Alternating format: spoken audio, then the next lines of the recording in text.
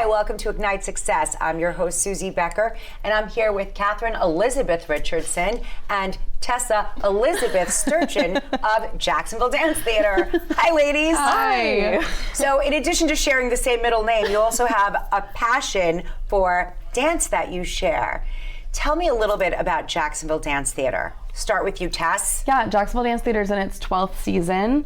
I'm fortunate enough to be a company member for 8 seasons now, but even before I was a company member, I used to help behind the scenes with shows. I used to perform some improv at some smaller events, so I'm just really grateful to be a part of a company that showcases just really strong, powerful, modern dance in Jacksonville. That's unbelievable. And for you, Katherine, you know, a board member is, some might say, a very thankless position because in addition to your treasure, your time, and your talent, you're promoting a company that you don't personally participate with. So tell me, why would you do that? Well, actually, Jacksonville Dance Theatre has been an incredible organization for me because when I first moved to Florida, I moved to Jacksonville, and I messaged Becca, the artistic director of the company, and I said, hey, do you mind if I just pop into your class? I'm a retired dancer, I just want to come on in. And she just opened her doors to me, and the company was incredibly just warm and welcoming, and I found a home away from home, you know? And so even though I was no longer dancing professionally, it still gave me a sense of community. And I think that it's always important to support your arts organizations because that really shows the vitality of the community, how strong your arts organizations are in the city. I agree with you. I agree with you. So here's a little fun fact.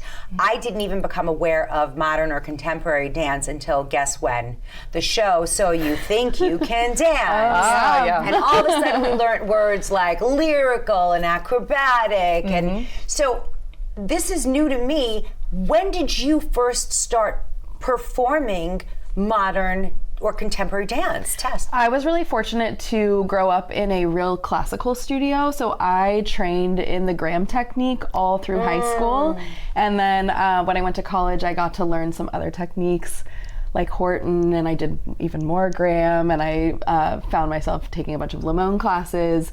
And then when I moved back to Jacksonville, I started taking class with Rebecca Levy. She was my professor, and just fell in love with her aesthetic and her teaching and her style of modern that she does, and moved away. And when I came back, same thing, I called and said, can I dance with you, please? I want to dance more. So I've really had modern in my life since I was probably in middle school.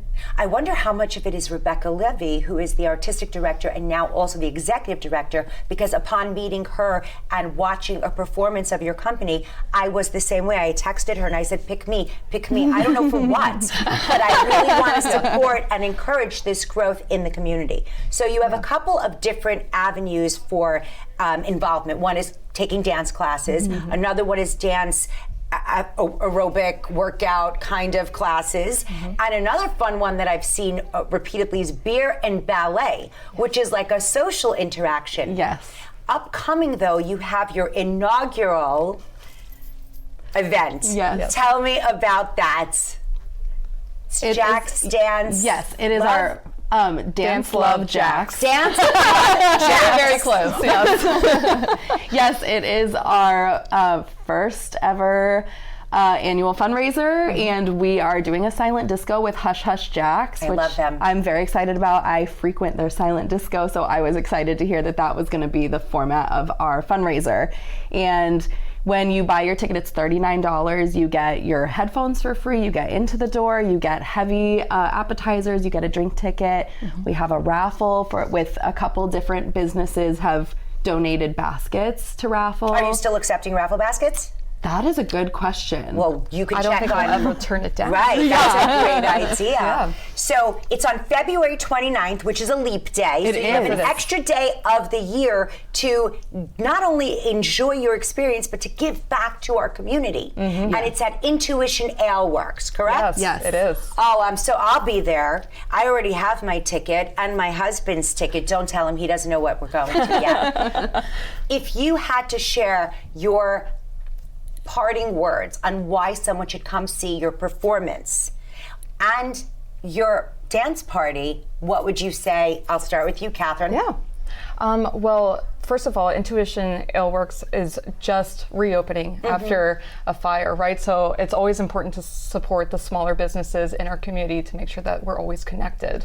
And also, when it comes to dance, you do not have to be a professional dancer to enjoy dance. You don't even have to exactly understand what's going on. Oh, absolutely, right? But what's so impactful about art is that it hits us differently, right? So you never know when you go to, whether it's a museum, a performance, if something is going to touch you and change your life, change your perspective, or just make you question something. And that's something that's really important. And it can open conversations and just bring us all closer together. Thank you, Tess and Katherine, for coming and talking to me about Jacksonville Dance Theatre. And I look forward to seeing you on February 29th at Dance Love Jax. Find out more on dailynewsnetwork.com. I'm your host, Suzie Becker. Stay inspired and inspiring.